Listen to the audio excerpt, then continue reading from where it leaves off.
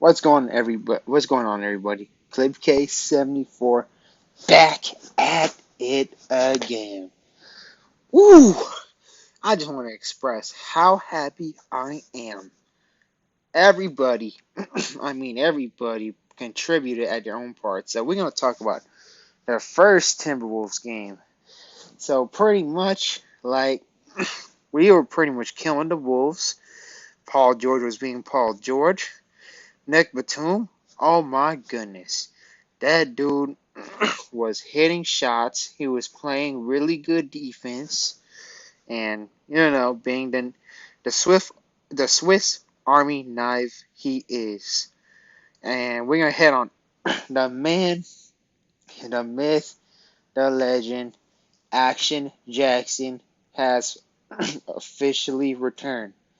He broke his slump, and that boy is making shots. Even though my boy, 94 feet, Pat Bev gave him some trouble at times, but Reggie Jackson just wound up making his shots. And it was pretty wholesome to see that happen because that's the guy who we needed all along. He was, hitting everything. Hitting from the logo. I mean, not the logo, but from the three-point line. He was driving. He was slashing. And he pretty much played really good. Glad he get to break out of slump.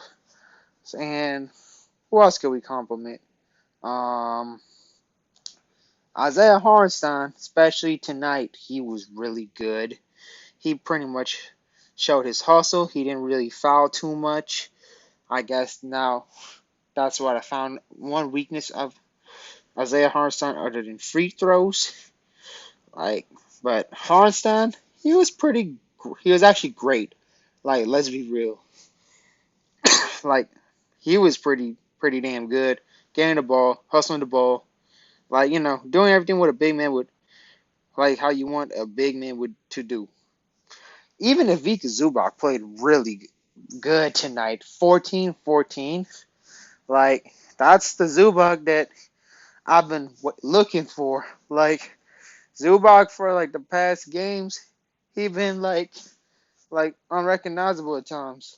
Ever since the 2021 playoff series, he was having a tough run. But tonight, I gotta hand it to him. He was 14 for 14. Yeah, it's actually pretty solid stuff. And yes, I'm Ty Lewis not putting in the players that I would want, but however, I'm not gonna really complain about that because we pretty much won the game and everybody my bad was making their shots, and that's a great part. Luke Kennard, he was a bit quiet here in the first of the Timberwolves game, but in the second game he was actually pretty good. He was also knocking consecutive threes. Not too much special, but good playing Luke. But Bledsoe, man, that dude, bruh. Like, look, the first two games, Bledsoe played good. And then, holy moly, it went downhill. He played what I feared that how he would play. And Bledsoe got to get his thing together because, man, he can't be having all these turnovers, bruh. And that dude, he throws up them low IQ shots. Pat Bev, we all, and anybody who's seen Pat Bev, you darn well know Pat Bev would rarely throw up low IQ shots. He's consistent. That's the thing that Pat Bev has an edge over Eric Bledsoe. And Pat Bev can shoot pretty damn good. As how we seeing him in the Timberwolves jersey, and he's making a pretty good impact with the Wolves. Like you see Edwards, his hustle kind of got better because 94 feet, and that's just like that's the thing that Pat Bev could bring. But it pretty much sucks that we traded Bledsoe for 94 feet. I still do. I still do not like this trade till this day. unless if Eric Bledsoe gets consistent, which unfortunately he brings a lot of Russell Westbrook vibes, and I do not like that. But again, we're gonna go. Who else could I probably dig in with? Yeah, pretty much everybody stepped up, and if the Clippers keep doing that, we have a run, things will be pretty good. But there can always be a lot of improvements that Tyronn Lue can do, especially putting the plays that I talked about in the last literally 5 videos. But I'm gonna try my best not to mention them too much because I I don't want to try to get too repetitive. But we're gonna talk about some other people. We're gonna go to the Minnesota Timberwolves. First of all, shout out Pat Bev. Dude, still playing with grit. And boy, Wolves got a good one. Pat Bev is literally a wolf. He would literally bite. Let's just say that. Um, Anthony Edwards, like literally like on Wednesday night, that dude was killing it. Not gonna lie. Like tonight though, he was a bit more quiet, but he still was. He was still pretty solid.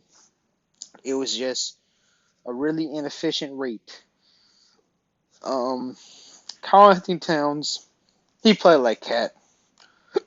But one thing we got to give to what I also got to give to Zubac is he actually played pretty solid defense on Karl Anthony Towns.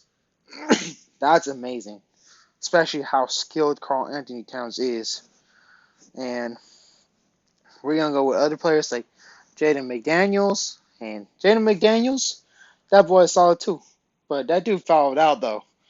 But he's shown that he can make shots. He can play solid defense. Like, you see, that's what I want Tyloo to do with Jay Scrub or Brandon Boston. Is, kind of play them how the Minnesota Timberwolves play Jaden McDaniels. Like, get him some runs. But, again, it is what it is. But, again, when things go wrong, you gotta give it a try.